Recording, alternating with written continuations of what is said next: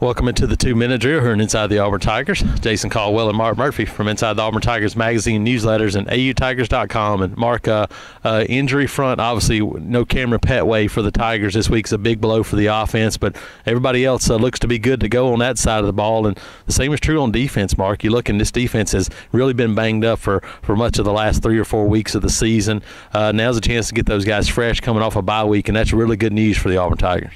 Yeah, I think the biggest deal is getting Trey Matthews back out there at safety. You know, he is the leader of the defense, without a doubt. You know, they've missed him in the secondary since he got hurt in the first half of the LSU game. He said he's full speed, ready to go. He said the off week couldn't have come at a better time. Javaris Davis, who's had a hamstring problem, has missed a lot of games in the SEC schedule.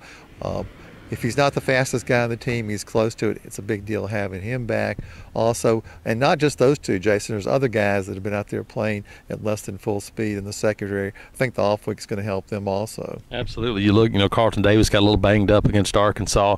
You look at the linebacker group, Mark. Trey Williams has been bothered by stingers for about a month or so. Deshaun Davis has been a little banged up in that group. And then you look up front, Marlon Davison as well. And Mark, while those guys played some against Arkansas, getting those guys back and having a week to heal up should make them much better to go against Texas A&M. Yeah, Marlon Davidson's been dealing with a knee problem since back in preseason. Then he's had a shoulder problem too. Deshaun Davis's shoulder's been bothering him, and he had an ankle problem for a while too. And he's a tough old school middle linebacker, but I'm sure he's going to be better with some time off. Absolutely, Mark. Get back to that secondary. It's a good week for the secondary to be at full speed when you look at a guy like Christian Kirk on the other side. Christian Kirk, Jamon Osman, two really good wide receivers for the Aggies, two explosive guys, and eliminating big plays is probably the goal number one for Auburn heading into Texas A&M Saturday. And Auburn hasn't given up many big plays this year. I think there's only been one play over 50 yards against the Auburn defense, while the Auburn offense has had numerous